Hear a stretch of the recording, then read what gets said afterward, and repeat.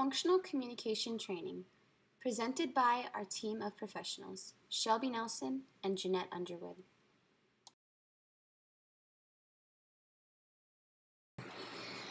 Hello. On behalf of Full Spectrum ABA Clinic, we sincerely thank you for this opportunity to be here today. Per the school's request, we have comprised an educational presentation in regards to a plan for the school-wide implementation program. We are thrilled to share our ideas and knowledge with everyone here at Ellison Preschool and strongly believe that our intervention will address many of your concerns.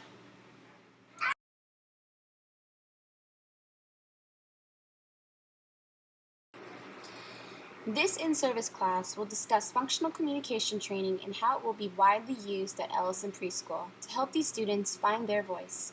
We greatly appreciate your willingness to partake in this collaborative process as we pave the way for these students to excel in their academic and social achievements that will support their growth throughout their life.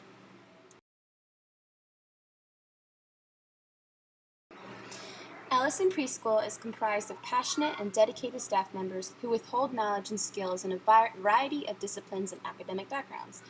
The Ellison Elephants team includes the principal, the board-certified behavior analyst, 20 teachers, 40 teacher assistants, 2 speech and language pathologists, 1 occupational therapist and physical therapist, and the parents and volunteers in the community. These staff members educate a diverse student body. The students of Ellison Preschool include 200 students. There are 50 regular education students and 150 special education students. Of the 150 special education students, 50 of them receive speech and language therapy. Of the 50 students receiving speech and language therapy services, 25 are nonverbal, 5 utilize a picture exchange communication system, and 20 currently have no communication system, as they simply point or grunt. The staff members at Ellison Preschool work in unity to surpass the individual education needs of individual students. During today's in-service meet, we will discuss the intervention that will aid the specific student body in communication skills indifferent of their current verbal capabilities. The school-wide Positive Behavior Support Plan will be implemented as a Tier 2. This tier will support a targeted group of students who are non-responsive to the primary tier interventions. Yet, their behavior does not pose a significant threat to themselves nor others. In this tier, practices will involve small groups of students or simple, individualized intervention strategies. However, for those children that will require a more intensive support, a Tier 3 can be utilized.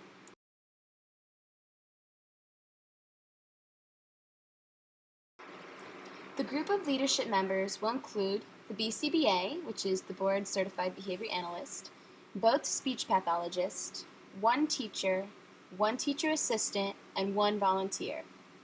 All of these positions will be determined by the BCBA based upon the recommendations made by the principal of Ellison Preschool. These team leaders have the responsibility to bring materials, collect IOA data, and the intervention maintenance. The group of leadership members will include the BCBA, which is the Board Certified Behavior Analyst, both speech pathologists, 1 teacher, 1 teacher assistant, and 1 volunteer. All of these positions will be determined by the BCBA based upon the recommendations made by the principal of Ellison Preschool. These team leaders have the responsibility to bring materials, collect IOA data, and the intervention maintenance. After a proper meeting with the Ellison staff and observing in the natural environment, the target behaviors that produce student conflict during the playtime include taking toys from one another, which is resulting in fighting and/or tantrums. Rather than asking for the preferred items or taking turns, students are just grabbing, tantruming, and fighting. Now, let's get a better understanding of what our target behaviors are.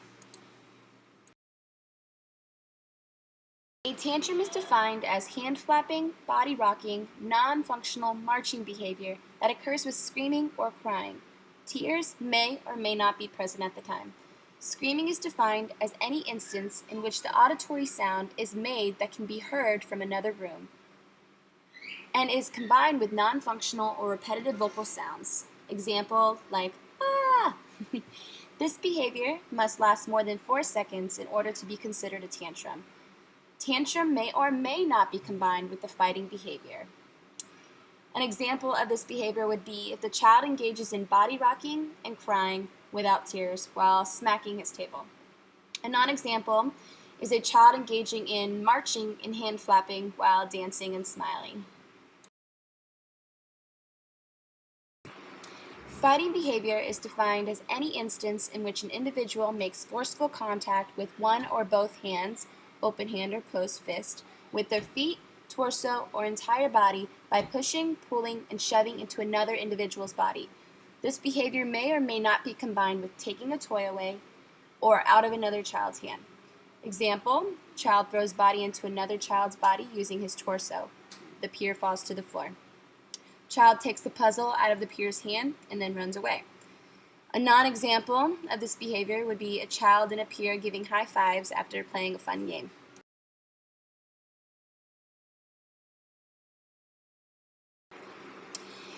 You might be asking, how or what exactly are we going to do to change or decrease this challenging behavior? We are going to be implementing an evidence-based intervention called Functional Communication Training, or FCT. FCT will be utilized and implemented by the team to help teach the students how to properly and functionally communicate. Functional communication training is an intervention that focuses on teaching individuals socially acceptable forms of responding that supplies the same function and reinforcement that the problem behavior has been maintained by. Such acceptable forms of communication are utilizing the picture exchange communication system, sign language, or an approximate vocalization. By implementing FCT, there will be an increase in appropriate play skills, communication among all students. Furthermore, FCT will decrease the amount of children fighting over toys, which will result in an increase of successful playtime. FCT is an easy skill to teach to all staff, parents, and children as it can be easily generalized.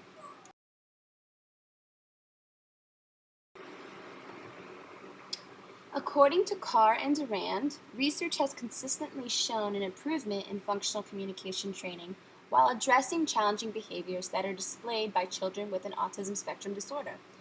The past 23 years of research settings have expanded to other, more natural environments that predispose children with FCT, with the teachers and parents rather than abiding strictly to the classroom environment.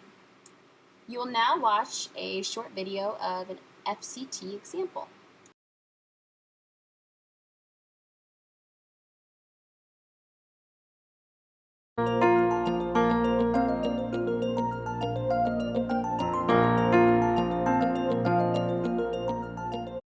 It can also be helpful to teach their peers models or communication partners ahead of time, making sure that both peers know what is expected in an activity and what language can be used. Using peer models, especially peers with typically developing communication skills, can be a powerful and motivating way to teach communication. Let's watch a few more videos about teaching communication. As you watch these videos, pay attention to both the modes of communication that students use, the settings that they are practicing them in, and how the teacher prompts, supports, and praises communication. Glue. I want the glue, Miss Cindy. Here you go. Glue. You're very welcome. No, that's... Keep it. Okay, I want chips. Okay. Oh, I'm not going in there.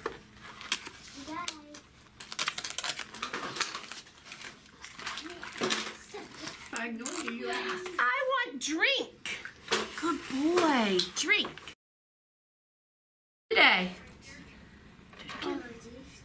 Are you happy or sad? You touch. I am happy today. Yay! Good job, Scott. backpack on. Christian. Yeah, More. Ow. More, please. I got another blue one. I'm not gonna put any more. More. Please, mine. Please. There you go. Thank you for having a good day. You want Starburst or Spree? Spree? What's this? Spree. You want a green one, okay. Oh, let's move it that way. Green spree? Me? Yeah, good boy. Nice talking. Eat it. Eat it up. Starburst or spree? Education, and we're quick to praise and respond. Hopefully you also saw that. Full Spectrum ABA is proposing that PECS will be implemented as part of the FCT to provide the 25 nonverbal students attending Ellison Preschool with an appropriate form of communication. 5 of the nonverbal students at Ellison are already utilizing the PECS. PECS will generalize across situations, settings, and people, altogether decreasing the challenging behavior of tantruming and fighting. Picture Exchange Communication System is a picture-based system where children exchange a physical symbol to receive that specific item or action that they are requesting. Given that there are 2 speech therapists on the team at Ellison Preschool, creating PECS for utilization should be easily accessible, especially for the remainder of the students who do not know how to communicate effectively. Here is an example of PECS in implementation.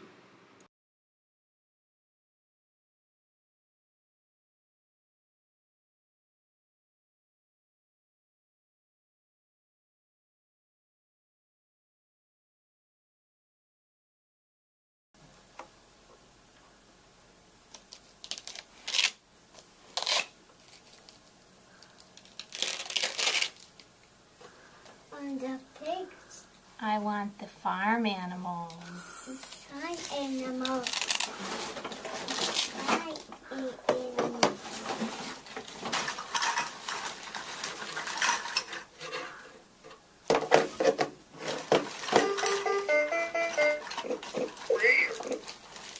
The PECS system is designed to help children more easily get what they want instead of crying or pouting or tantruming. It helps children learn and practice approaching an adult and helps children.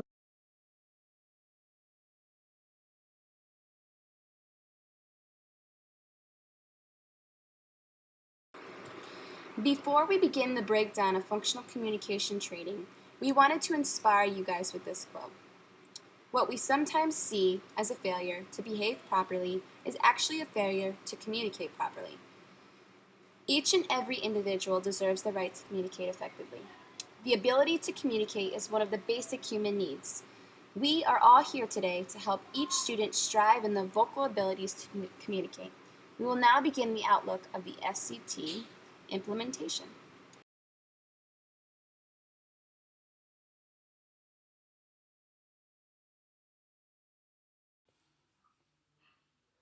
There are a few materials that will be needed to access the effectiveness of its efficiency in order to make sure all teachers and students are set up for success during the FCT implementation. The materials needed are listed as follows: data sheets, specific reinforcements for the appropriate student responding, such as toys, edibles, etc., visual prompts, and video models to help the students understand FCT, treatment fidelity checklist, and PECS binders/boards for those students who do not yet have verbal speech.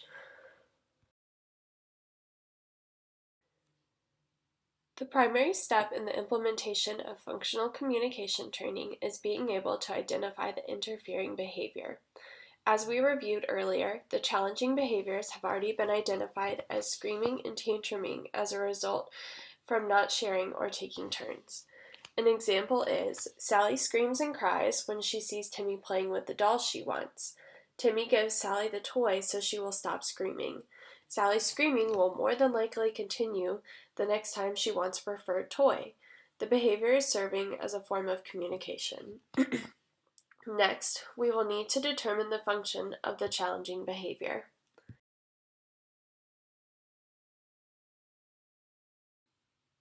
In order to identify the function of a behavior, one must understand the 4 functions of behavior. They are listed as sensory, automatic, escape, avoidance, attention, and tangibles. In other words, access. Remember, all behavior has a function. Here, we have also provided a visual of the ABC chart breakdown. The antecedent is what happened right before the behavior occurred. The behavior is what the student or child did, and the consequence is what happened after the behavior occurred. In other words, the maintaining variable of the behavior. A functional behavior assessment, or FBA, is completed in order to determine the function of a behavior. The data collection will be used to identify the function of the behavior through interviews, previous reviews, parental questionnaires, and the direct assessment. Direct assessment would include the ABC, antecedent behavior consequence, data collection sheet. This helps create a hypothesis about the function of the interfering behavior and the reinforcing consequence occurring that may be increasing the behavior.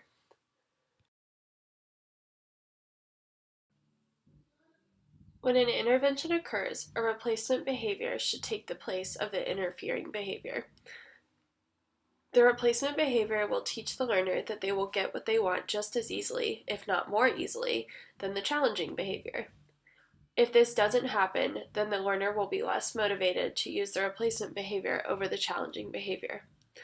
An example would be giving the peck of a dog to ask for access requires way less effort than screaming for 15 minutes while others try and guess what it is that they want.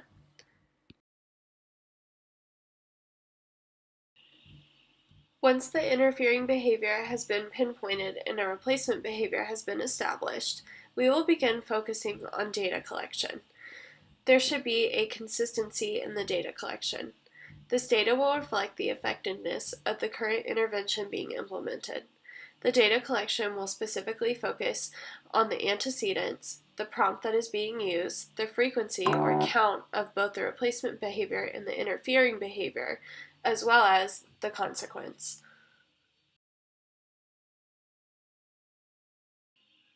The following chart provides an example of a data collection sheet for an FCT intervention.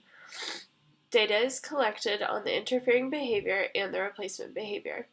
As you can see, antecedents and consequences are also logged, along with the prompt and setting of occurrence. Another form that collects a set of data is the treatment fidelity form. This form is vital in the precise intervention of FCT, as it will document any observed changes and how they relate to the intervention itself. It is crucial for the Ellison Elephants team to contrive or create the teaching environment that will provoke or bring to the surface the interfering behavior. Creating the teaching environment will create more learning opportunities for the learners to practice using the replacement behavior. An example would be 2 children are wanting to play with the same toy. However, one student has had the toy for a really long time. The teacher can prompt the student either utilizing the peck to ask for the toy or prompt the child to use his or her words to request, "I want dog." The teachers and practitioners will be responsible for teaching the replacement behavior in the environments where the interfering behavior occurs most. If needed, visual supports can be utilized to teach and maintain the replacement behavior.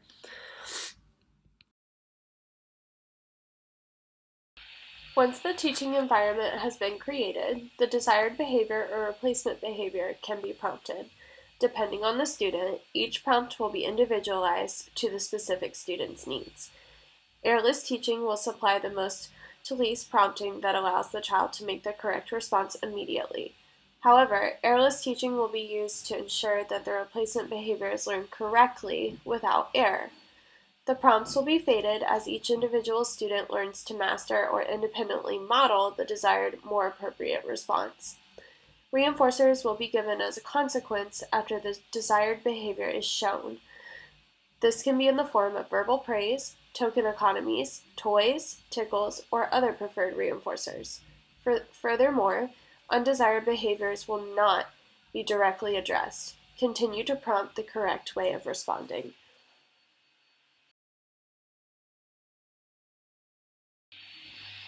Here we have supplied 2 examples of visual supports. Utilizing visual supports helps promote the effectiveness of the replacement behaviors being taught. The visuals, in other words, pictures, larger posters, can be placed through the teaching environment to aid the students as prompts or reminders on how to engage in the replacement behavior. The visual supports also help the children when the staff members are not available to help prompt the students. As we come to a closing in our presentation, we wanted to highlight some of the main points in functional communication training, also utilizing a visual support. During functional communication training, it begins with a setting event. In this case, it would be during playtime with the students. The antecedent could be planting a desired toy for a peer. If the student engages in the desired behavior, they will typically receive the specific reinforcement, the toy they are wanting. If the problem behavior occurs, we verify that the student does not receive the reinforcement that has been maintaining the behavior. In this case, that would mean depriving the student of the toy until functional communication, or the alternative behavior, is used, which would be asking for a turn.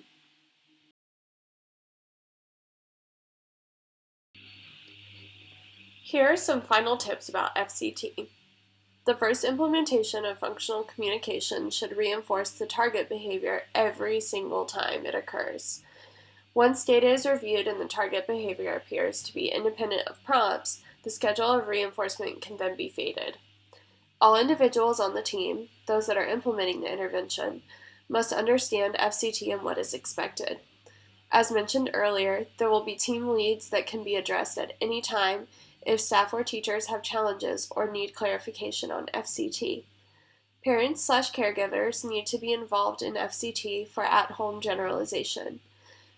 Team leads will be responsible for making sure their team get the handouts, pamphlets they need to implement FCT at home.